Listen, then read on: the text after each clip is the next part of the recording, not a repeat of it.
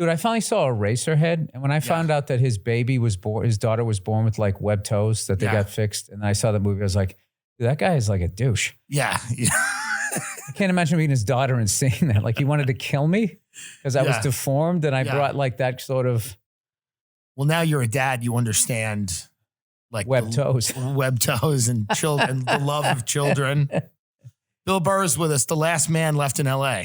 You've done it. You're here and you're sticking it out. Oh, there's plenty of guys out here. No, I know. I'm kidding. But you know how it is. You know how they try to depict this place. Yeah.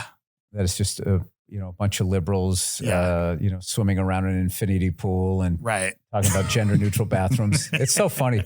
It's the same way that people out here talk about the red states. Oh, they're out there, fucking their sister.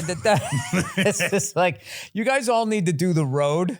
Yeah. And intermingle, and everybody can just relax. Yeah. It's stereotypes exist for a reason, but it's these places. Lack of travel. Right. That's right. These places are big. That's the other thing. I think people don't realize how big Los Angeles is. So they don't realize when you go over the Hollywood Hills, it's Trump land. That's right. It becomes real conservative. I'm not saying they're into Trump or whatever. I'm not trying to start that shit. I'm just saying they're conservatives. I was like, you go down Magnolia, there's like 12 gun shops down there. Halloween costumes, sort of a strange street. Yeah. I did the San Jose Improv, and the drive from here up to San Jose, Northern California, takes you through all these farms, and they're all just like, there's like, let's kill Newsom signs and Trump 2024. Like, it's red, and then you get to San Jose and San Fran, and it gets blue again. Yeah. But California just came in the 4th largest economy in the world. U.S., China, Japan, California. Just beat Germany. Yeah. Oh, is that right? Yeah. About time. Yeah, just finally. I love that I so don't pay attention to politics that I don't even know who Newsom is. The governor. I know California. His name is Gavin. Gavin Newsom, yeah. He's the governor. Well, you're busy. Is he that? I'm not busy. I don't pay attention. Is that Cruz guy running against him, or is he mayor? And he's running against that lady. Karen Bass and Rick Caruso are running for mayor. And what I love is Karen is a Republican, right? She's a Democrat. She's a Democrat. And this guy was a Republican. Now he says, 2 days ago, I became... Yeah, he was he's a right-wing guy, but now he's kind of running as a Democrat. And they're in a dead heat. It's the old billionaire. The old billionaire guy. The old billionaire going to become a politician and help out the little guy. Yes, he bought the Grove. He owns the Grove. He developed the Grove. You know that? Yeah, that soulless place. Yeah, where I like how you go in there. Yeah. How it sucks your soul out, but they're playing this music like you just, luck be a lady tonight. Yeah. You just walk around. Yeah. You feel successful when you're there. Yeah. It's a hellscape, and it's a Cheesecake Factory and then a bunch of stores. With a trolley. And there's a trolley. Yeah. It takes you around. So I apparently do that for the homeless. I don't know what he's going to do, but he's going to solve homelessness with... I think he's going to put them in his buildings. Yeah. That he's going to make. And then there's going to be like a 18-month period. And then he's going to kick them all out. And then he's going to have the building. Yeah. He's going to give I think that's how you make $1 billion. You just know how it works. I respect the guy. That he knows, you know what we're going to do? Right. Take all those dirty motherfuckers. Yeah. Stick them in this shiny motherfucker.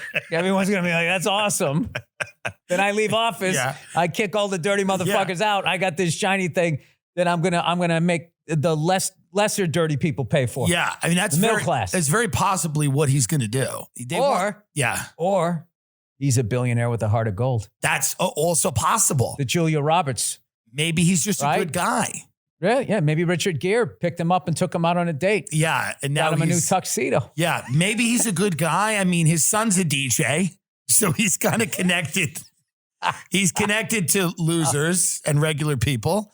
Perhaps he's, that's the big issue here. Everybody at this point is either a DJ or an influencer. Yeah. There's like 6 degrees of separation. You either know a DJ or an influencer, or you are one. Your life, you've seen everything change so much from when you started. Or a podcaster. Yeah, or a podcaster.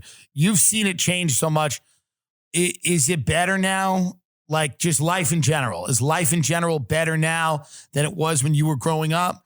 Or do you feel like it was better then overall? That's a sliding scale. It's all like aspects of it were better. I think it was better that you weren't staring at screens all the time. I think it's a better time now for artists. I think it's a better time now for people who aren't white to be able to express what's really happening to them. Right. Probably a worse time now for people in hate groups where they can kind of be like, hey, man, I didn't know you hated the same shit I did. You're up in Seattle. Right. Like Sleepless in Seattle meets the Klan. Like you kind of get that shit going on. I think it's just like, but obviously the environment, we've kind of pushed it to the limit here. It feels like it's at the breaking point. Yeah, I feel bad for young people now that they're kind of down to 2 seasons. It's either summer or winter, it kind of seems in a lot of places. So, and I think people are ignorant too, where they're looking out at LA and out here being like, yeah, good luck. Like, dude, like that's not going to slowly come your way. Yeah, it's coming. It's coming. Yeah, and if we keep going this route, because like I was looking back east, look at the trees, they got the lush land and the lakes and stuff, and it's just like if it keeps getting hotter, all of those trees are going to dry out, and then you're just sitting around like a bunch of old newspapers. So yeah, I think the new thing is going to be it's not going to be to solve it; it's going to be the fireproof house, where you fireproof house with the infinity pool inside. I like that. So as you sit there and you watch people with less money than you burning to death. Right. As you're tweeting, my heart breaks for people with less money than me.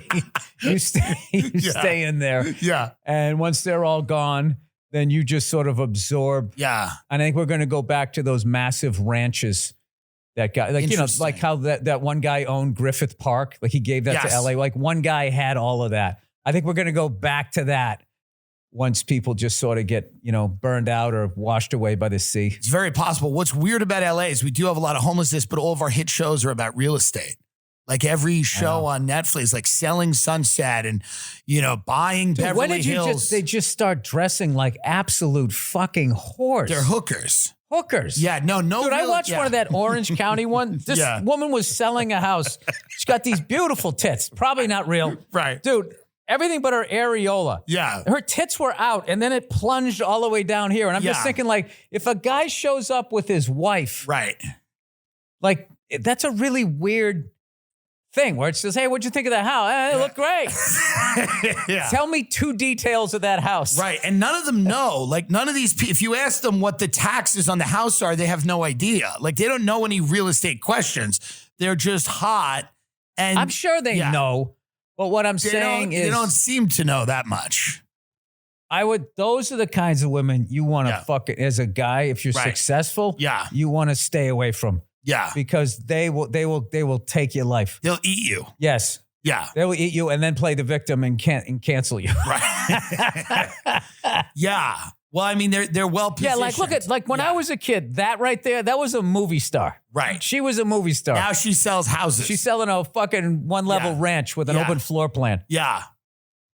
Yeah. How do you not buy the house the second you walk in there? Well, and I think a lot of them are trading on the fact that they'll meet rich guys and then perhaps, they might marry those guys. No, you know what I think it is? I think it is that you never used to sell houses on TV. Right. And then what happened was probably all the ugly people got shamed out of that business. Right. And then all of a sudden they would because back in the day, stewardesses were hot. Right. I think all the hot stewardesses are now selling houses. They are not hot anymore. They're not. They look like me. No, flight attendants look like they're... That's not true. I've seen some. Some of them are pretty, but some of them are weathered. No, if you're on a mainstream airline flying across the country, that's seniority. So there's going to be some miles on that one, right? Yeah. If you take a puddle jumper, right? Instead of playing Denver, you're doing Colorado Springs. Right. Maybe Grand Junction. Right.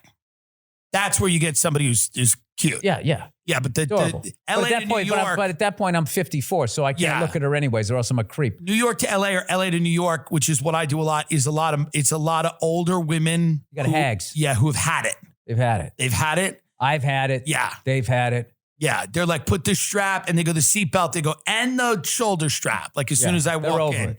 Yeah, they're like that comic that stopped writing jokes and he hates his act. Right. They just got to keep doing it, keep rolling through.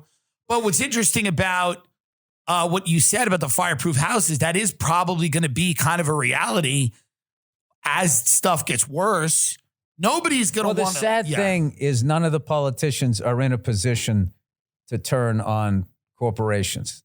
Right. Because they're all grossly underpaid politicians, and they do it because they're supposed to be public service. But what you're really doing is it's so the rich people can have them in their pockets. They need them. That's why, the stuff that like those 24-hour news networks go after, it's never, they're not going to go after like the big guys that feed them. They go after, stand-up comedians telling jokes and, some guy slaps somebody at a mall. Right. What is this? What is happening to the fabric of America? And they just kind of... they don't go after like Blackstone that buys all these houses now and pushes the values of them up, and they've locked people out of renting. Like they don't go after companies like that. Like over the pharmaceutical companies. Yeah, they don't just go after selling that. synthetic heroin. That's all. Yeah. Killing hundreds of thousands of people, devastating families. There's one. That's no big deal. But did you see what Tim Dillon said? In San Jose. And then that's like, what do they call that when you're, it was like that joke I did at Red Rocks when I saw a bunch of fucking liberal idiots out here going after dead John Wayne. Right. I'm speaking to dead power. Yeah, like they were doing their thing as a white person that day. It was just so fucking stupid, right? Settling scores with dead people. Yeah. Crazy. Putting them historically in perspective. The alive white guy that still has power that I need to get my movie made. I won't speak to him. Right. But I'll try to change the name of an airport. Yeah. You're welcome, black people. Does that ever, do you think, what changes that where corporations run everything? They just seem to run everything and they will forever. Yeah. Yeah. I think the only game to play now is yourself as far as just try to be a nice person. Right. An individual. I was talking to you earlier. I said, hey, I ran into this squirrely little guy. Watch yourself if you're around, just shit like that. Yeah. That's kind of like, I've been doing this bit in my act about talking about like your job as an older person is to help out younger people. Right. And whatever mistakes you made, you just tell them this is what I did. This didn't work. And this is what worked. And that's what you're supposed to be doing. And I think that, if you're a comic that's doing well, part of that of doing well is helping out comics that are struggling. It just is. And I think, if you're a white person, you should shut up and listen to people of other races saying what their experience is. Right. Rather than trying to be like, well, actually, Africans actually sold black people into slavery. Yeah. So slavery was like just doing that. That shit is that's not helpful. Well, then it's like you're playing teams. You know what I mean? Like I'm a Patriots fan. I can sit here and tell you that Mac Jones kicked that guy in the balls deliberately when he did that slide. I mean, it was a fucking dirty play. Right. There was a helmet to foot fucking hit right there. Okay, but what people do is you can get so into whatever the fuck you are, whatever the hell you're rooting for, like Astro fans, where, when was the last time you saw an Astro fan? Have you ever heard an Astro fan say, we are the first team that literally fixed a World Series since the 1919 White Sox? They don't. Right up until that moment, they were like, the fucking Patriots, fucking cheaters, Deflategate, and da-da-da-da-da. This movie I did, there was an actor on it who was an Astro fan. I asked him about it. He goes, everybody does it. Big smile on his face. Everybody does it. Everybody does that. Yeah, no, everyone does not do that. Everybody knows what pitch is coming. I don't think they did that. So that's been kind of bugging me. Not that they did it, because I'm a Red Sox fan and we had 180, 200. There's not enough people angry at them. They're not getting shit about it. And what I've kind of realized is if you do some ticky-tack shit, that story will last forever. Pumping crowd noise in, they weigh your football and it's a cunt hair lighter. Yeah. That'll last forever. Something big. That fucks with everybody's money. Right. See, that's swept under the rug. Yeah. They investigated. There's a quick judgment. This guy, that guy, and that guy. That's it. All right. And then nobody, like I watched that Yankees series against them. They didn't fucking bring it up once. And I was, that's because I haven't given them shit until now. I'm like, all right, I don't give a fuck that you did it. Yeah. But you should get your just desserts of shit for it. Yeah. Well, some things stick and some things don't. I think that's what I was trying to say, Tim. Yeah, that's it. You really just summed it up. If you were going to commercial, that would have been perfect. Kevin Spacey just got off. He may be back. He just he was found not responsible or not liable in a New York or jury let him. So he might come back. Not liable for what? He's some 14-year-old claimed he sat on him or something. He grabbed him. He some sexual assault type of thing that they just figured out. They were like, they said, we're not gonna, today is your day. You get to leave the court and we're going to say you're not liable. That is going to be the funniest charge I've ever heard in my life. He sat on a 14-year-old. Well, that's Please tell me he had clothes on. Yeah, you know he had clothes on. Allegedly. It's allegedly he was, Kevin, you allegedly sat on a 14-year-old. How do you plead? He said he picked him up like a groom does a bride and, put him on a bed and lay down on him. And then the guy was like, whoa, he was at a party. And they just did a court case and they let him go. They said, you're okay. There's no way. That's one of those things where you're like, he did it. You know it was creepy. There's just no way to prove it. It's like the no world, way to prove it. Yeah. What I have learned is the world, that system, it really protects, it just, it's weird. It's so fucking hard to prove. How do you prove that? You can't. You just got to go on the stand and get teary-eyed and say that guy did it. And then he's going to get up or somebody's going to get up and go, no, he didn't. And then the jury's got to make up their mind. I know. And then you can't punch him in the face because then you get busted for assault. Yeah. It doesn't make any sense. So all I can say is I hope he is innocent. I hope he didn't do that. I hope he didn't. I hope he didn't sit on a 14-year-old. I hope he did not do it. I hope he didn't do that. That's all. If I was a guess, if I had a gun to my head, I'd say there's a good chance. We were so far apart at the beginning of this podcast, and we've found a middle ground. We both hope. Some things stick, some things don't. Some people come back with the Me Too thing. Some people do, some people don't. Some people know what a chair is. Some people confuse it with a 14-year-old. That's right. They're wearing muted colors. I mean, it's an easy mistake to make. Who knows? The mind does crazy things. Yeah. Some politicians get away with a lot of stuff. Nancy Pelosi gets away with some stuff, the trading and stuff. And, and some people don't get away with anything. I have no idea what you're talking about. Yeah, I mean, she does. Her and her husband, they're really rich. She's really rich. She's got. They're all rich. Yeah. They all do unbelievably well in the private sector. That's right. It's amazing. Everything they touch turns to fucking gold. Every senator makes like $150,000. They're all worth like $20 million. Every president does 1 or 2 terms, making $200,000 a year, and then buys a $20 million house on Martha's Vineyard.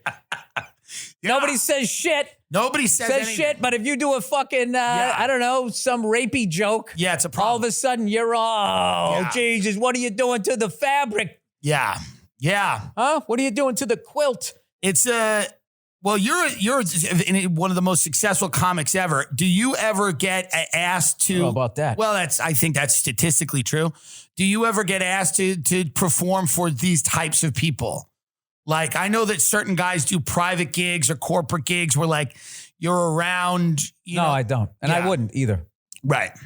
Because then it's I will. Because if there's no, there was a time where I would have, but I'm in a position now where I don't need to, and I wouldn't, because I don't want to have a relationship with any of those people. My job is to make fun of those people. That's right. Not to go there and play grab ass with them. Yeah. And then the next time they do something fucked up, I feel like I can't joke about it because I went to the black tie event with you.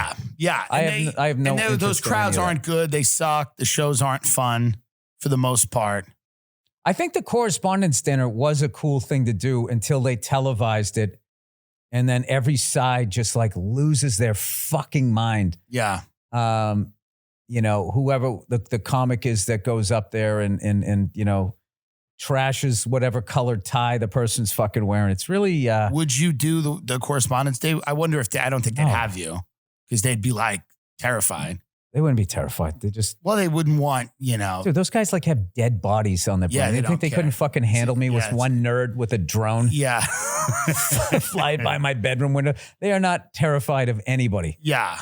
They just want to have a nice night. They just want to have a fun time. Yeah, a fun time. That's it. What they just look at me like the jerk off I am. Yeah. Well, I mean, whatever file cabinet the jerk off, but believe me, dude, they run shit. Yeah. Or at least work for the people that are running it. They certainly work for the people that are running it. Yeah. Definitely. I do the improvs. Yeah. They're good rooms. I don't think I'm a threat. They're good rooms. A few decades ago, private citizens used to be largely that, private. What's changed? The internet. Think about everything you've browsed, searched, watched, tweeted. Now imagine all that data being crawled through, collected, and aggregated by third parties in a permanent public record, your record.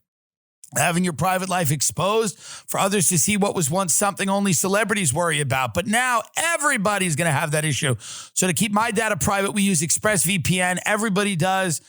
There's hundreds of data brokers out there. They're all trying to steal your information and sell it. So go to EXPRESSVPN. It's so important to have. They scramble your IP address. Nobody knows it's you. It's hard to sell your data. So if you, like me, you believe your data is your business, go to expressvpn.com/Tim Dillon. Get 3 months for free. That's crazy. EXPRESSVPN.com/Tim Dillon. If you use the promo code, you get 3 months for free. So you do not have people stealing and harvesting your data, selling it to third parties. You retain your privacy and you get 3 months for free. EXPRESSVPN.com/Tim Dillon. I use it. Everybody I know uses it. They're all happier. They're all more private. Go do it. Do you think that when climate, do you think in the next 30 years, 50 years, do you think there's a timeline on it where it gets hairy? Like, because it gets hairy. As a non-scientist, I have no idea. You observe things. You're out there in the world. Yeah, what's the deal with global warming? I say 30 years. That's what I've been saying. Just based on my calculations. Driving around, rolling the window down. Well, the thing that happened to me when I had a kid is I became more positive about the future because that's the only thing you can do. Because if you start thinking that, in 30 years we're fucked, for some of me, I'm 54. Now I'll be 84. If I get 84 years before I burst into flames, yeah, that's great. Whatever's going to happen, or get washed out from some fucking rogue wave, yeah, that's fine. But for my kids, that isn't fine. So I have to believe that even these lunatics, these fucking lunatics, that run, like, the people that run corporations are fucking lunatics. These people, even people who are involved with this designed obsolescence where everything you just have to fucking throw out. I was talking the other day how, like, you'd buy a fucking TV when I was a kid. You had it for like 25 years. Yeah. And the tube would break. The guy'd come over, put a new tube in it. It was like a showpiece. And now it's like, I don't know how many flat screen TVs, all of a sudden it's just like, this thing isn't, it's not up to par. They should make them where you can just sort of switch something out of the back, or we could all at some point just say, hey, you know what? I think the picture's clear enough. Right. Why don't we just stop? I don't need to see every fucking pore on the inside the guy's fucking, inner ear when I'm watching him tell me, if fucking the Trailblazers won. Well, it's a lot of it's like the phone. It's like a new phone every year, new phone charger every year. Kids that grow up. The new charger doesn't fit the old charger. You just got to throw it all out. And places like that, from what I heard, don't want to get sued. They would rather pay the fine. The fine is so much less than the money that they make. And they got to start making the fine more. But they don't make any fucking money. And you know goddamn well those corporations, they give money. They give money and they give money to these politicians. Yeah. It's all to shut them the fuck up so they can keep. Dude, the fact that you can't drink water out of a river anywhere. Yeah. In my lifetime that happened, you got to drink bottled water and all that. That basically these corporations poisoned the water supply. Dude, if I do that, you do that, that's a terrorist act. You're in jail for the rest of your life. These fucking guys, they ding, ding, ding, ding, ding. They fucking, the money's out there and they just create like a new mark. Well, why we go, you got the space behind you. We're going too deep here. Well, you know what it is? It's too deep. It's the influence of the background. It's not even noon yet. It's the influence. It's the influence. You're in the desert. This is what we got to change the studio. During the pandemic, it made a lot of sense to kind of be in this desert landscape. But now that things are back, we want to lighten it up a bit because it's a vortex. Right. What you should have is maybe it's dawn, like the sun. Maybe we'll do that. Just starting to come. We'll do that, perhaps. Civil twilight. Yeah, because this sucks you in. You want to start yelling about the poison rivers. That's the backdrop it is. You want to start, but no, I just wish people would just like not be assholes to each other. What you said made a lot of sense. And then when they do, like, I saw this thing the other day just randomly on whatever fucking site I was on. Or it was a text thread between me and my friends. Look at this new weapon that fucking, China has. It was like a fucking robot dog with like a machine gun. Yeah. just sends me this. So I'm going, I'm sure we already have one of those. And pretty soon it'll fly over a football game and we're all going to cheer. Yeah. Like, I'm not going to sit here and get like worked up about China and all that. Like, I know that they have sociopaths over there too. Right. As we have them over here. So I just sort of look at it that way. You know what I mean? It's kind of like how we looked at Red Sox and Yankees. It's like, you spend way too much money. We spend way too much money. You guys did a bunch of roids. We did a bunch of roids. Right. Like, I'm not going to sit here and act like their dirt is dirtier than our dirt. No, it's not. So I kind of look at that. I am really overly simplifying like world events because. But it's a good outlook when you said people just focus on yourself and not being a piece of shit. Yeah, and helping people out. Helping people out. Rather than blaming them for their situation or just, hey, pull your fucking self. But I mean, I'm not saying that telling somebody to pull themselves up by their bootstraps. Like, I like really believe in a lot of conservative stuff and a lot of liberal stuff. And what it is this, there's nothing wrong with either outlook. It's the application of it. It's when you do it. There's a time to give somebody a hug and there's a time to go get your gun. Yes. Right? Yes. So you shouldn't always get your gun. Then you're an oppressive asshole. Sometimes. If you're always walking around hugging people, you're going to end up in the trunk of somebody's car. Right. And now we have this weird thing where we hug people with a gun. Like, we have this very weird middle of the road, strange thing where like nothing feels genuine on either side. I think that's my biggest takeaway, is that like things don't feel authentic. Things feel very engineered and managed. And I hope we get to a point when people are more just, a little more natural. I feel like things are. Well, that's because I think because so many people are on TV now. Yeah. Even like you have your own Instagram page and Yeah. all of that type of stuff. That's why, like, I think overall, like the level of fashion, cooking, and just looks, like how people look. I mean, I love old movies and shit, and I'll look at some guys and I'm like, that guy's fucking 31. He looks like he's 56. Yeah. Like, that's what a 56-year-old looks like that lives in a city. Yeah. Like some of the people back then, I mean, guys like Brian Dennehy used to exist. Yeah. You know what I mean? Like, Brian Dennehy was kind of a sex symbol to certain types of women. My nanny, my grandmother from Ireland, loved Brian Dennehy.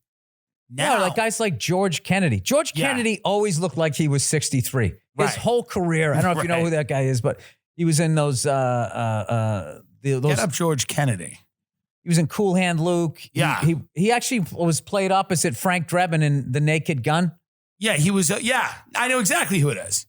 Yeah. He was never young. Look at that guy's face. Yeah. Always looked old. Even like the. Yeah. Well, let's try to get when he's sort of young. Look up young George Kennedy. And still. And you can see too, look at that guy is like, you would not want to fight that guy. No. On any level. There you go. Look at that one. Still could pass for his mid-40s there. Yeah. Good looking son of a bitch. He was distinguished. Yeah. Get mad at them eggs. He was a distinguished guy. Yeah. There was no Timothy Chalamet. Well, people and smoked, God bless him. People smoked and they drank. They ate fucking, like, they didn't know how to put the diet together or whatever that they were eating. Nowadays, I mean, I just met a guy who was an agent and all he drinks is like these fucking smoothie shakes. And this guy, dude, I've never said this about another man. He was radiant. Yeah. Like I thought about him for like 3 days. His hair was like a fucking, like a, like those collies that are at Westminster. Yeah, it's a border collie. Shiny. Yeah, you would brush. He had like, when the chicks do that thing in the shampoo commercial from behind and it comes down and there's like that rainbow. Like that was in this guy's hair. You think a guy like that that's so radiant eventually just hits a point one day where he just, is it like Michael Douglas in Falling Down, where he just at a stoplight one day just gets out of his car and just starts going nuts? Like people that are what would be him going now? He goes in and do a Jack in the Box? Yeah, I guess. Yeah, well, that's what I mean. Like he has French fries. I mean, he loses it and has a mozzarella stick. But I mean, I love how you compare just drinking smoothies to a guy going on a shooting spree. Well, I just mean that, like, it seems like it's got an expiration date. That's all. Like a life of smoothies. Oh, no, I think it was beyond that. Like, I think he was one of those people that went to scientists and had his DNA. It was fucking impressive. Yeah. So is that impressive, or is a little bit of it like, I don't know. I understand that it is impressive to keep yourself. Look, there's obviously a level of ridiculous vanity to it, but to just know that that's possible. Yeah. You know, it was very like Michael Jordan. Right. Like a lot of those moves that kids did for the last 20 years is because Jordan showed you that you could do it. Right. And that's the genius of the first guy, the Jimi Hendrix, the Eddie Van Halens, the guys like that. So like, as far as like being like in shape, you know, that guy did not make me afraid of being 60 at some point. He's inspired. Well, people are getting older and older and looking better and better. And maybe, I mean, people are thriving well into old age. Yeah. It's weird. It's interesting. Well, considering they turned our food into poison, I don't know how we're doing it. Well, because we're turning it back into non-poison, but it just takes money. Because you can really eat the best of the best. All right, now what do you think you need to make a year? Yeah, to eat the way a fucking hobo ate in the 1920s, where everything was fucking organic. Yeah, you'd have to make a lot. You have to make a lot of money. What do you think? What do you think the number is? Well, 200,000 a year. After taxes in this state, easily. To eat wild salmon, to eat organic everything. Yeah. You don't think so? I seem low. Dude, organic food is fucking, it might be low. It's super expensive and then it goes bad really quick. Immediately. Like the fruits and vegetables. Yeah. Like the way you eat the fries in the McDonald's on the way home, you got to be eating the fruits and vegetables. Will you let your children have fast food every now and then? Like, because my parents let us have it all the time, which was the wrong way to do it. Mm-hmm. In the 90s, they would McDonald's, it was like, hey, party time, Wendy's, all that stuff. Very bad. Oh, Wendy's. Wendy's was like going out getting steak when I was a kid. Wendy's was amazing. Do you remember when they used to have the newspaper tabletop, the old-timey newspapers? And a salad bar? Yeah, that nobody went to? Nobody went to it, but it had pudding. Wendy's was the top of the line fast food when I was growing up. It was the only one that actually looked like it used real meat. Yeah. And they had the square burger. Which was weird. It was weird, but it was the way for them to say this is meat. It was the way for them to say it's different. We're different. That was it, branding. It was a weird brand where they were like, no, this is an actual thing. Yeah, to answer your question, I don't take them out for fast food. But their relatives do. Okay. You know, the grandmas, the uncles and stuff like that. Someone's got to be cool. But yes, exactly. Right. And I'm not supposed to be cool because I'm your dad. So I'm your day to day. Right. So if I'm your day to day, for the most part, you're not going to have it. And then you're going to be psyched when your uncle comes over, your nana or whatever, and they're going to take you to McDonald's or Jack in the Box or whatever. It's, like when that's kind of how like we weren't allowed to drink soda when I was growing up, but if we went out to get pizza, you could order it. And when we went out but we used to go out to McDonald's all the time. Like that was like going out to eat. Yeah. That was another thing too. Yeah. Like, I think when you talk about something that was better back then, I don't know if I'm going to be able to make this point by saying McDonald's was our idea of fine dining, but like the fact that you just didn't know all of this stuff. You were happy with simpler things. Like I would say, like how mainstream high-end fashion is now, where I had never heard of Louis Vuitton, Yves Saint Laurent, all this stuff. I mean, now, I got a wife, so now I know all of that shit. But like those stores back in the day were on Rodeo Drive and on Fifth Avenue in New York. And I think that you maybe in Chicago on what is that? What's Michigan Mile. Avenue. Yeah. That was it. Yeah. Like women like dreamed of someday going to these stores and seeing this fashion that they saw, like, I don't know who, like the Oscars, the Breakfast at Tiffany lady there. Right. And now I remember when I was doing some road gig through some road trip through the South, and we were like Mobile, Alabama or something. Someplace it was really exciting because I'd watched that Ken Burns' The War, and they made all those battleships down there. So it was really a historic place to go to. And I went to the local mall, and there was a Louis Vuitton. Yeah. They're everywhere. I don't know if it was Mobile, Alabama, but it was somewhere. And it was like, it's, and I've noticed that too. The amount of people like going into Coach on a plane, I don't know if they're real bags or not, but you see this high-end bag, and I'm just thinking to myself, when I sat back there, dude, I just had like a fucking gym bag. Right. And it's just, is that kind of thing of like just knowing too much. And also I think a lot of people that are in the public eye, they kind of sell having that stuff, making you happy and shit like that. And none of it does. No, there's a couple things. You get yourself a nice watch. Yeah. You know what I mean? A nice koozie that has your initials on it. You said to me about my car, which is a Bentley. You said to me, nobody believes that's your car. Everybody thinks you're driving. And you know what? I realized you're correct. Everybody thinks I'm a driver. They think you're parking it for They someone. think I'm parking it because they're all nice to me. Like if I go to Vaughn's, a grocery store, and in the Bentley, nobody gives me a look like, oh, this guy's a piece of shit. They're like, oh, he's running an errand for somebody. But that was the dumb thing. He's a personal assistant. he's poor. I can't believe his boss lets him drive the car. But that was a dumb thing I got where it's like I wanted to get a dumb thing. You know? Sometimes you got to get a dumb thing. And it's a nice car, but sometimes you have to get a dumb thing. You know, we would tease in Verzi. Yeah. When he did your podcast. Yeah. Was when you took him out in a white Bentley. Yeah. And took him out for Italian food. You said, watch out. I go, he's grooming you. Yeah. It's like, you can't and take. That's how you would groom can't him. take Yeah. exactly. You take out an Italian. In a high-end car with white that fucking, you know. You give him sneakers. That's it. That's all you'd have to do. It's over. Well, Verzi, that is the keys to that safe. All right, but you're a watch. Like you'll appreciate a nice watch. So it's like everybody's got something that. No, you know what I like? Yeah. I like people that are really good at what they do, provided it doesn't hurt anybody else. So I am into like cars, trucks, motorcycles. I like watching people hunt. I'm right now, like I've been watching people like power wash driveways and walkways. Right. It's just there's something so satisfying about it. Maybe because I'm a homeowner or whatever. And I'm like, I got to fucking get somebody to power wash my driveway. That would be great. And then there's all these laws about, using the water out here. I love the Box of Awesome from Bespoke Post because what you do is you take a quiz, and it doesn't have to be for you. It's great to give as a gift, or it can be for you. This quiz establishes things you're into. Are you an outdoorsman? Do you like cooking? Whatever. Then you get a box every single month. 90% of it, of the things in the box, come from American small businesses, okay? These boxes contain all kinds of cool things that are related to your general area of interest, okay? Could be cocktail kits, could be things for traveling, things for camping, things for doing all kinds of stuff, woodworking, whatever you happen to be into, they will put these little boxes together.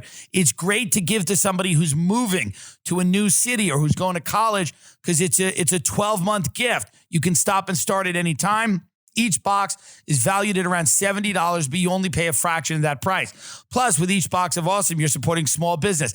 90%, like I said, of everything comes from a small company. So if you want to do this, which is a great fucking gift, get 20% off your first monthly box when you sign up at boxofawesome.com. Enter the code Tim Dillon at checkout. That's boxofawesome.com. Enter the code Tim Dillon at checkout. It's one of my favorite things that we sell on the show. I signed up for this. I got a box and it had like pancake flour, a loaded gun. It had the tail of a cat. It had some voodoo shit to curse myself or others. It was really, really cool. One box had a vial of blood and just kind of a ransom note in it that was taken, the letters from the different magazines. It was cut out. One box just, had a picture of Richard Nixon and some literature. I love it. It's just great. So go to boxofawesome.com, enter promo code Tim Dillon, boxofawesome.com, promo code TIMDILLON. ShipStation is what everybody uses to ship products. They work with all the different shippers and carriers, and it allows you to focus on whatever the most important part of your business is: originating new ideas, working on the, marketing of those ideas. ShipStation just allows you to basically run your back office. It keeps track of your orders, okay? It works with everybody: Amazon, Etsy, eBay, Shopify, making it easier to manage all your shipping needs from one simple dashboard. You maximize your sales with minimal effort. Save time with consolidated order management, automated shipping, updates for your customers. Easily compare carriers, rates, and delivery times to get the most out of every single send. I love ShipStation. It's so easy. It's really, really great. You never worry about where the stuff's going. If it got there, you know everything. You don't have to really be anxious. Go to ShipStation.com today and sign up with promo code Tim Dillon. You get a free 60-day trial. Start today and get set up before the biggest shipping season of the year, because this is going to be crazy. If you're making little like trinkets in your house, maybe you're selling, like making little ornaments out of acorns that people could put on the Christmas tree. Maybe you're doing some type of craft that you're selling to people on the internet, and people like it and they're going, wow. But you go, I got to focus on making the acorn, look like Santa Claus. Then you can't worry about the shipping. You see, if you're focused, if you're sitting home and maybe you've had a couple of drinks, you got half a bag on, and you're putting googly eyes on an acorn, making them look like Santa Claus because you don't want to live anymore, and you're trying to make a little money, the last thing you need is to worry about shipping. So you go to ShipStation.com, sign up with promo code Tim Dillon, TIMDILLON, for a free 60-day trial. Start today and get set up before everything goes crazy for the holidays. That's 2 months free. Visit ShipStation.com, click the microphone at the top, type in code Tim Dillon. But chefs or something like that. And so I'll get into something. And then what I always do is I use like the Dave Attell thing. It's like, I want to find the Dave Attell of pizza makers, where other pizza makers are going to stand in the back and watch this guy make a pizza, right, or customize a car, or build like a motorcycle or something like that. So, I'm fascinated with all that. There's a kid that Dean Del Rey introduced me to that Roll Club is the name of his thing. He's like I met him. He's a 24-year-old cobbler and literally makes shoes the old school way, like by hand. You go down there, he traces your foot on a piece of paper. You come back 2-3 weeks later, and you just have this shoe that just fits you like a glove. It's crazy. Yeah. So I am like that. Those are the types of people I like. Yeah. Finding people that do something really well. Yeah. And because they have a passion for it, and then they somehow figured out, how to make money off of it. Yeah. So they can keep doing it, I guess. Yeah. I mean, those are the things that, if you're lucky enough to meet those people, those are the things that leave a mark on you. When you go to a restaurant and somebody's like really good and really, even a waiter who really cares. Like, really career cares. Waiter. No, like at Musso and Frank's, they're fucking unbelievable. They're unbelievable. Yeah. Like Smith & Walensky's in New York City, or those guys are fantastic. They know your name. They know what drink you like. Yes. Like there's some shit from back in the day that needs to come back, but you don't do it ironically, and you don't do it in a hipster way. That's the hardest fucking thing. Right. Is when you go in there and they know who you are. They know what you drink. You come in there like, I have some friends of mine, they got their name up there on the restaurant, the little gold thing there. So they come in, they know the table they like. Yeah. They know the night that they go in there. Right. And, they know his kid's name. He never really brings his kid in there, but like they know he has a kid. They know all of that type of stuff. And that's sort of kind of like connective tissue, where it's like this is like solid and this is real. I think it's kind of a hard thing. Getting back to DJs, I find the more places I go to, it's so fucking loud. I went out to go get sushi with my wife the other night. My ears are shot. Obviously, I had to put fucking earplugs in. Yeah, it's crazy. Well, because what they're doing is everything feels like a club. It's a vibe. Yeah. And it's like, aren't we supposed to be creating this vibe? If we're not cool enough to create a vibe, then we should sit here in the boringness that is us. But instead, like you listen to it, I feel like I'm in the beginning of a movie. Like, oh shit, is there going to be like a car chase? Is somebody going to pull out a weapon here? Like, what's going to happen? It's like, oh, wait, we're just getting sushi. Well, that's where I feel like everything feels weirdly engineered, where every place you go, there's music, there's a vibe that's being created, and you hit it on the head. And a lot of times, dude, it was in the parking lot. Yeah. You heard it in the restaurant. You went in the restroom. You couldn't get it. There was just a fucking DJ, just fucking right there. And the vibe is off. A lot of times it's the wrong vibe. You're like, this is not what we want. A spicy tuna roll. We don't want Molly, and we're not in Ibiza. Yeah.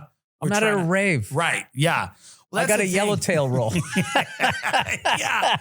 But that's where you see it. It's like nothing's enough anymore. No one can just sell sushi. See, what you were talking about is like the cobbler's just selling shoes. You don't walk into his thing and hear a DJ. When you're really, really good at something, you just sell the thing. When you're like, there's a million sushi restaurants wherever you are, they're all going, okay, well, we're going to be the one with the DJ. Like, they all have to compensate for the fact that there's a million other things that people can do. Maybe that's what it is. Yeah. I think back in the day, like, there was less. Well, I think scenes could develop. Right. Where, now as soon as something develops, it's co-opted immediately. As soon as somebody sniffs out a little bit of money in something. Yeah, and then people kind of like rip it off or whatever. So, but maybe that's the new scene. Maybe scenes aren't small. Maybe they just got bigger and I'm too old to realize that. I don't know, but like... can you give me an example of something that you're talking about that was just... I would say, well, like, star car racing coming out of the South where it was just these moonshiners. My car's faster than your car. They started racing each other. That builds into that. People skateboarding out here. Yeah. Turns into this global thing. And it took a while for those things to happen. Yeah, rap music in New York City, and all of a sudden that like goes global. Music was a big thing. Like there was like a sounds, oh, that's a San Francisco sound, that's a Seattle sound, that's a Philly sound, New York, Boston had a scene, and everybody would like, and whatever back in the day, I mean, it was the gatekeeper days where they would just be like, all right, if they decided, I guess, I don't know how it worked, this is the new sound, then they would go there and then that scene would be cool. But like they were able to kind of develop, like I remember reading Miles Davis's autobiography, and that was like back then, like before like TV and like even fucking, I think radio was just around. So you just had like, everybody was like cauterized these scenes. They didn't intermingle. So they would take, people were aware of jazz and swing music, but it became whatever like Eddie you was spinning in, and it would develop like that, and then it would develop. And then when they would get to New York City and that Minton's jazz place I always heard about, it was like you the came Village up, Vanguard. Yeah, you came up in St. Louis. I came up in New Orleans and Chicago, and then we went there, and then mixed with New York people, and then it became something else. But like I could learn so much from you because you would be so developed and separate and different. So I think, is it good for comics to put out a lot of stuff all the time? I know that young comics. I love the faith you have in me with these big fucking questions. Like, you're the guy. Well, you're one of the guys to ask. Okay. Well, just know that I don't know what the fuck I'm doing. But go ahead. Dude, with comics, everybody puts out a lot of stuff now, and back then you would work on something longer, and you wouldn't put it out. Like, is it good to put out a lot of stuff? Like I think it's an individual thing. Right. It all depends on what you're trying to do. There's everybody from, I want to be one of the great comics of all time to I want to use this to get into TV and movies. And there's nothing wrong with that. Like I never had a problem with people that did stand up for a minute just so they could launch a TV. Like it's not mine. Right. Like these people who feel like because they do stand up that they own stand up. It's like you don't. People can do it for whatever the fuck reason. Right. You got canceled, so now you got to do stand-up. I get it. I don't give a fuck. Yeah. Good luck. I hope you fucking, whatever. But I just, it all depends on what you want to do. If you want to be like a brand, and God knows there's a lot of money in that. I think putting out content, a lot. I always compare everything. I usually end up comparing it eventually to music or sports. So the bands and musicians that I like, they seem to take time. And they always know right when you're sitting there going like, fuck, man, are they going to put out another album? And then bam. And then they're promoting it and they're everywhere and they do the tour and then they're just gone. And then they just like, I feel like live life. I find for like writing jokes, I need to have a lot of like be living life. Like this year, doing this movie, and also trying to do a stand-up tour, I found was too much. I mean, I loved both of them, but to do both of them at the same time and then try to be a dad and a husband and all that became, that was a lot. So something had to suffer. And I feel like my act has been moving like a glacier. And, now that we just locked the movie, And all of a sudden I feel like, Elephant or Kevin Spacey just got off my chest. Right. Allegedly. I feel like, I went down to the store the other night after having a couple, 2-3 days and not, put my nose to the grindstone, and my brain just felt like empty in a good way. And I went up there and I started riffing, and I had just the best time. Yeah. And I got all like this new shit out, and, I did 20 minutes and it felt like I did like 5 minutes. It was one of those nights. And, like, I don't know. I think it all depends on how, I need that to still be doing stand-up at an acceptable level. Other people seem to me to just be like tireless, like they can just keep going. So to answer your question, I mean, I think that's just an individual thing. And there's a tremendous amount of wasted energy as a comedian for you to look at another comedian and be like, what the fuck are they? They're always fucking, It's like, who gives a shit? That's what they want to do. Young guys got to figure it out, like on their own, how they want to do it. Yeah. And hating on other comedians is part of being a young comic. That is. Yes, sure. I did that in my 20s. In your 30s, I think Stanhope said the second best thing about comedy is killing, and the first best thing is sitting in the back of the room with a bunch of other comics going, that guy sucks. It was like, I think that was the movie you just wrapped. Mm-hmm. How long did it take you to shoot? We did it in 24 days. Wow. Yeah. And you did it all in one location? Well, we did it out here in LA. Okay. So, because everybody involved with getting the thing going, was married and had kids and that type of thing. So it's just like, you're writing the script. Where does it take place? You're like, it takes place here. Right here. When does it come out? I don't know yet. Okay. That's all being decided by the people that decide all that stuff. So when you lock a movie, it means the editing's over. Yeah, the editing is over. So what we have to do now is we have a little bit of scoring that we have to do, and we have to color it. And then there's the ADR, which is basically any lines that were either mumbled, said too quickly, or there was a car driving by or a helicopter or something. So that's the last few things you put in. And then they get a release date, and then you go on the press tour, and then it comes out, and hopefully it, when it comes out, then you do all the shows, which are now like podcasts. Yeah. Are you happy with it? Yes. Very happy. Good.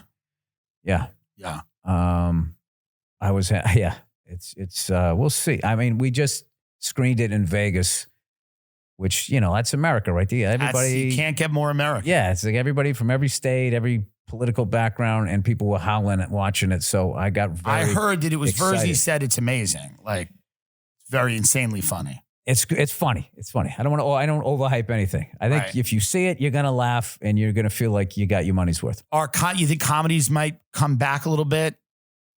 I think it wasn't profitable for a lot of studios to make them because DVDs. No, they just got caught up in all of this shit, and they listen to their lawyers and stuff. Right. And they think that everybody, like people out here and in New York, they live in a bubble. Like they're not living in reality. And it's really hard to convey that to them. And I understand their position too, because, the person who sits behind the desk, you and I, if we do something that bombs, fuck it, I got my podcast, I got my road dates, whatever.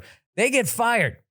That's right. And they lose their benefits. They could lose their house, and God knows, So they're going to be way more conservative, and the sky is falling is going to land with them a lot easier. So you have to have empathy for them. So, but I just wish that they would come on the road with us and see what, that people are, they have their own lives. They're too busy to give a fuck. Yeah. Well, that's the thing I always said about, there is hatred in the country for sure, but most people don't have the time. Most people aren't invested in hating you. They might misunderstand you, or they might not understand things you believe. But it always seemed weird to me to think that they were just people that were just stewing in their hatred of you. Some of them might be, but I think the vast majority of people are busy. Yeah, I would say that. But they're also, the sad thing is the vast majority is also too busy to help. Because there's no reason why these these hate groups should exist. There should be enough, I don't know, education, and I don't understand. Yeah. That you know. Well, I think it's a lot of people that had a pathway to a life at a certain point, but that's become more and more. I shouldn't even say I don't understand that, because I grew up semi-sheltered in Boston, and there was a time, you know, with like, you know, somebody told a racist joke or whatever. Like, I didn't have a frame of, I kind of had a frame of reference, but like not enough. I was just a white kid in the suburbs. So you would laugh. And there was a time where I thought saying racist shit, you know, was like, you know, made you sound tough. And I didn't think I was tough. So it was kind of like that. But like, you know, my parents had a wide variety of friends. So I always had those examples in my head, like, I don't really believe that or whatever. So I think that's kind of like what people need. Yeah. And then also I think that people need to let people grow out of shit. Like, cause this whole fucking thing of going back in people's, Twitter accounts and all of that shit. It's just like stupid. I mean, there's like fucking 3-4 years ago, there's shit that I thought, or the way I looked at the world, I was just like, wow, man, I had that 100% wrong. And, you know, I lean left, and I got to say, watching people on the left go back 8 years in somebody's Twitter and find one comment and define them by that to ruin them was really a low point. And I felt that it was an 100% abuse of power, which was the ironic thing, is that it ends. We're fighting power by now that we have power. Now we're going to fucking abuse it. And I was always looking, I was like, dude, if you have to go back 8 years to find this guy being an asshole. Yeah, he's been good for 8 years. For 7 years, he wasn't an asshole. That's fucking amazing. Because I've never done that. Well, Louis said it. There's no more localized stupidity. He said that we had him on a few weeks ago. People can't be idiots in private. Get over it. Grow up. And that be the end of it. People, because everything is public now, people make their mistakes online. They make their mistakes. Well, they got to stop. They got to try it. Like when somebody fucks up, the first thing you shouldn't do, I don't think the first move is let's ruin this person. Yeah. It's why wouldn't you be like, all right, hey man, you realize when you said that makes, you know, somebody like this feel this way, or you saying that does this or whatever. And try to like have a conversation with them, because this whole ramming it down people's throats, it just doesn't. It doesn't work. Do you know these subjects are so fucking big, dude? And then we're not going to solve it on this podcast. No, we did. We just did. Did we? Here's the thing. I am an unbelievably flawed human being, so there's only so much that I can do. Well, I think we're moving into an era. Judge somebody else. Like, how the fuck could you do what I know I've done in the past? You piece of shit who reminds me of myself 6 years ago. I think we're moving into an era of people that are just trying to live and let live. That's the hope.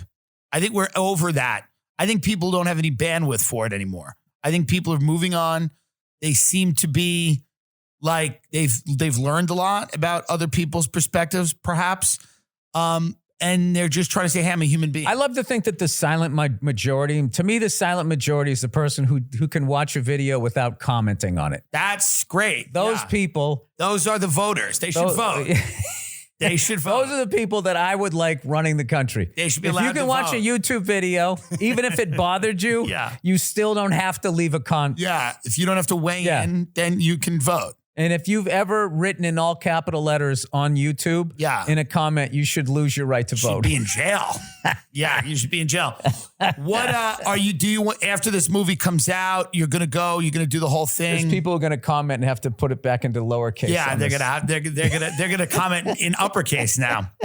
When the movie comes out, you're going to go on the press tour. Are you at the point now where you've done a lot of what you wanted to do? You have a ton of specials. You've done the movie. Mm-hmm. Are you getting to a point where you go, I've done a lot? And is that scary when you go, a lot of the stuff I've wanted to do is done? Like, you know, or is that... You put me out to pasture? No, I'm just saying we need work. No, I'm kidding. No, I like what I'm doing. And I just, you know, I remember Keith Richards one time, they said to him like, Keith, Jesus Christ, he was like 65. He goes, how long are you going to do this? And he was just like, what are you talking about? He goes, I'm a musician.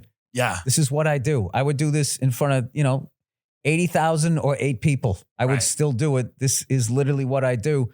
And it wasn't bullshit, because I remember one time he said something where he was talking about he still loves like the smell when he opens a guitar case, just the smell of the guitar. Yeah. And that person when the interview was like, really? He goes, oh yeah. He goes, if I could just crawl in there and close the lid, I would. And then that's just one of those guys, like anytime he comes to town, it's like, I have to see that. I have to see somebody that loves what they do that much do it. Like, and whether you even realize it, I think subconsciously it affects you to either do what you do better or to at least try to go find whatever the joy is for you, your thing that makes you want to do what he was talking about. And if people could connect to that, it would certainly be, I think, a better world if more people were happy doing what they do. Yeah, I don't think I have a lot of issues with God and his fucking half-ass work that he does on human beings. Are you a believer? Yeah, he crushed the mountains, the prairies, and the oceans, and then he just slapped human beings together. Dude, if he was making cars, the amount of recalls, the amount of bailouts he would have to get from the federal government. But he did a great job with the setting. The set is beautiful. It's like the sushi restaurant. Yeah, that's his DJ. The vibe. He created the vibe. Yeah. Am I a believer? I mean, yeah, you know what I mean? Maybe there's something, but I don't think it cares. Yeah. I think it's moved on, whatever the fuck it is. That's an interesting thing. I've never heard that, but that actually makes a lot of sense. That whatever it is has moved on. I think it's like a crazy painter, you know, missing an ear. And it's just like, there's an earth, man. It's just fucking groovy. Let's put some rings on this one. Yeah, do it. And they'll have DJs in sushi restaurants. Yeah, he's just in his bare feet painting. Where are you on tour next? Are you going back out or are you chilling? No, I have 13 dates left. I think there's a run I do where I do, one of the places is Peoria, Illinois, which is amazing because that's Richard Pryor's hometown. That's great. You know, only took him fucking forever to get a statue of him up there. Playing Chicago. I know I have Idaho coming up, Colorado Springs I know I have. New Orleans I have coming up. You know, bunch of fun places to go to. And I've been to all of these places. I literally have a thing in my phone called Places to Go. Yeah. In my notes. And I just have all these restaurants, cigar bars, and just shit to do in every town I've ever been in over the years. So that's kind of what I do to stay out of trouble when I'm out there. Well, listen, I really appreciate you coming on. I know you're busy. I wish I could see the movie. Can you send me something that I can watch if I don't share it? Yeah. Okay. Thank you. Because I just love to watch it. Okay. Yeah. I appreciate it. You asked me to do like a little thing in it, but I was in Australia. But I appreciate Oh, that's right. Yes. That's right. Yeah. Yeah, I appreciate that. Well, you know, it happens. I don't know what kind of cop or whatever role it was. Probably like a dock worker, but. No. Yeah, okay. You actually, I think the roles you give me shit. Oh, okay. Because I was flipping out in my car. Okay.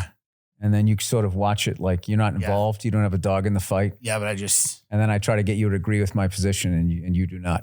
Okay. Well, we could do that again. Thank you for coming on. I appreciate it. Anytime. I appreciate it, man. Yeah, for sure. I appreciate that you asked me so much deep shit that you thought I actually well, but you said a lot of great shit. That's keyword in that is not great. It's shit. But I said a lot of shit. All we say is shit. Yeah, but I opened my pie hole and stuff came out. Some of it's great. We get paid to talk, right? So, you know, and talk in a fun way. Yeah. Speaking of which, here's an old guy thing to help out young people.